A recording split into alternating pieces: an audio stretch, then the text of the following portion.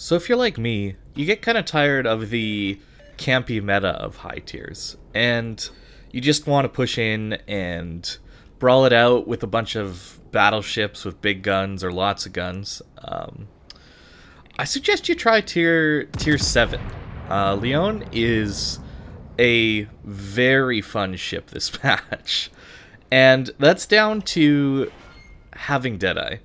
It doesn't work all the time because your ship has crazy concealment, so a lot of times Deadeye won't be active. But having 16 guns and a reasonably good dispersion pattern sometimes is pretty hilarious. And 16 guns, I mean, you don't really need good dispersion to really hit people that hard. I have a lot of fun with this ship.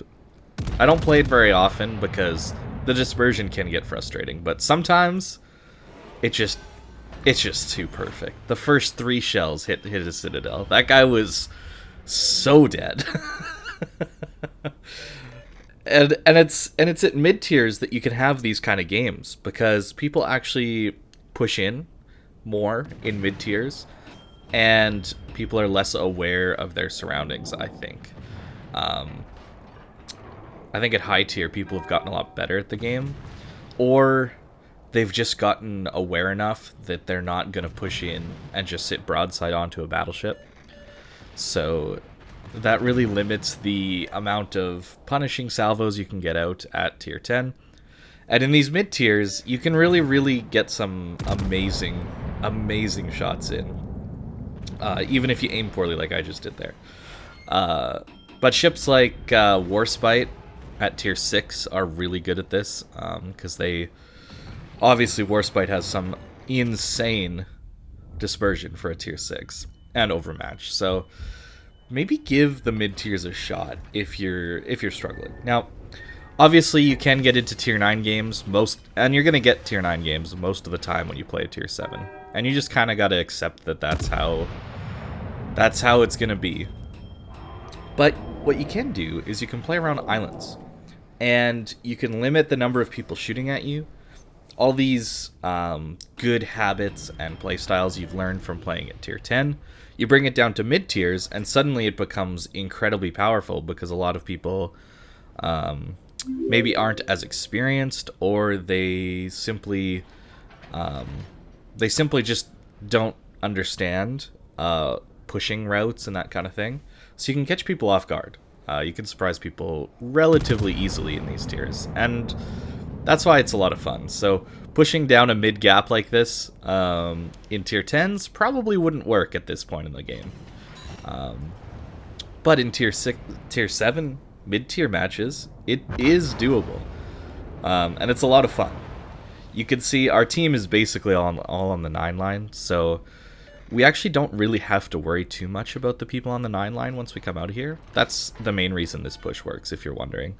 The thought process behind it is we will win the 9 line, so when I come out here, out of this gap, I won't have to worry about people on my left.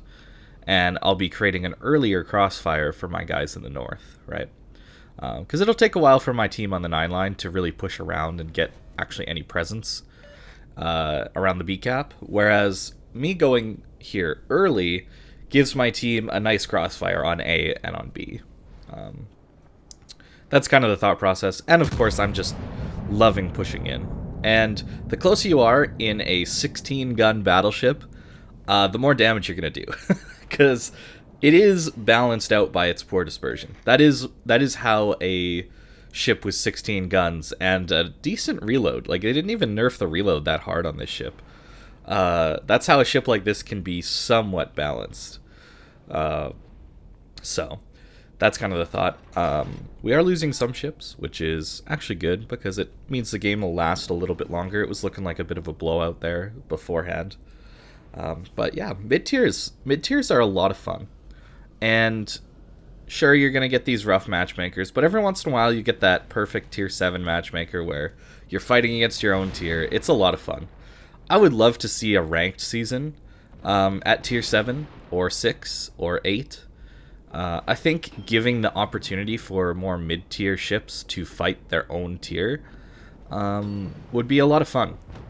And I think that's what this game is somewhat missing right now, is everybody seems to be getting up-tiered into Tier 9 and Tier 10 games a lot, just because of how popular those tiers are. I think a lot of people are just tired of being bottom tier. So they decide, well, you know what, I'll just play my high tier ships then, and at least I'll be in a top tier ship when I'm playing, and I won't have to deal with being bottom tier or mid tier. And that's just resulting in even more Tier 9 and Tier 10 matchmaker. So I think if Wargaming would want to make a fun game mode, it would be a Tier 7, Tier 6, Tier 8 ranked season, somewhere in there. Because there's a lot of really fun ships, a lot of fun games to be had at these tiers, because the ranges are less, right? Your ships aren't good at 20 kilometers at these tiers. Your ships are more designed to play at 10 kilometers. And that's, in my opinion, where this game gets a lot more fun, when you're actually somewhat close to the enemy team. Where it feels more like an action-ish game, right? Like there's more going on, there's more decisions to be made. It's just more interesting, in my opinion. I think this one does not go very well. Okay, I got one Citadel, but 6 overpen's a little rough. It happens at these tiers, but the fun part is we're up close, and we're pushing in, and that's what I like about mid tiers. Is it's actually possible to do these kind of plays without getting destroyed instantly. Even the carriers at these tiers aren't nearly as bad as Tier 10 carriers. It's the power levels of ships rise dramatically when you are going from Tier 8 to Tier 9 to Tier 10. There's large jumps. There's the second devastating strike of the game. I don't know why, but mid-tier cruisers seem to be easier to dev strike.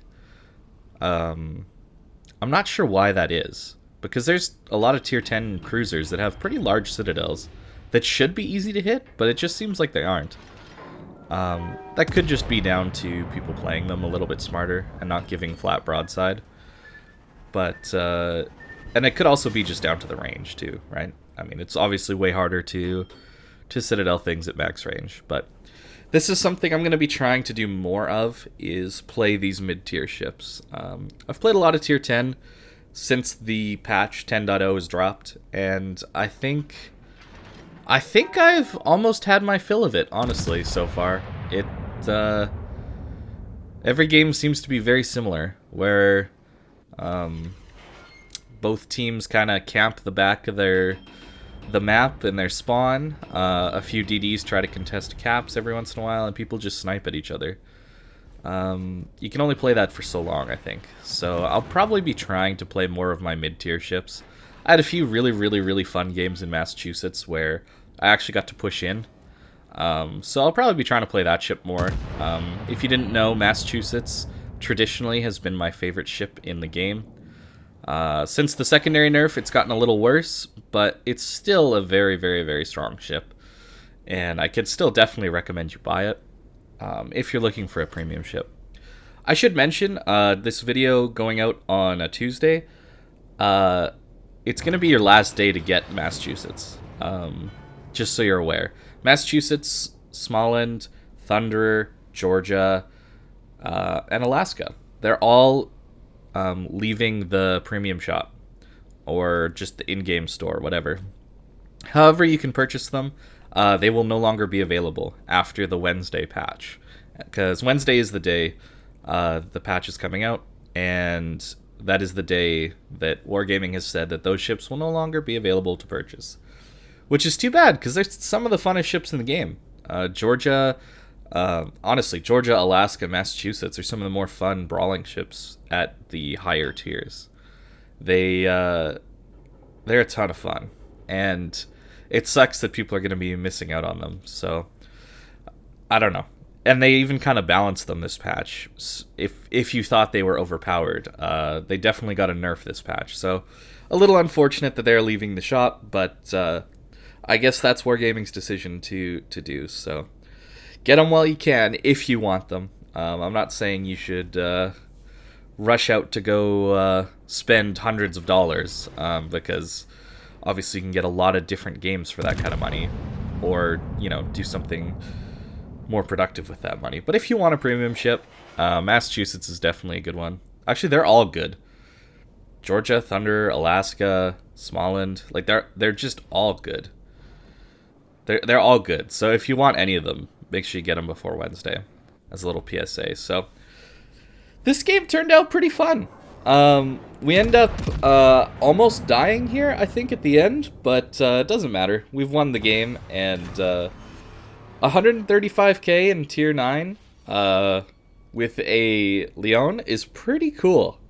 I gotta say, I did not expect this result going in, because I didn't really enjoy this ship when I grinded through it originally, just because the dispersion was so bad that at long range it felt like you couldn't hit anything. And now with Deadeye, it does feel a lot better at these longer range shots. Lyon was never a bad ship, because at close range it just crushed people. It always just struggled at longer ranges. But with Deadeye, it actually makes the long-range shots much more doable, so we can hit 10k shots in a Bismarck at longer ranges. So playing this ship, you do have to worry about getting overmatched. You're not going to be bouncing any 380mm shells. I think you have 26mm of armor everywhere.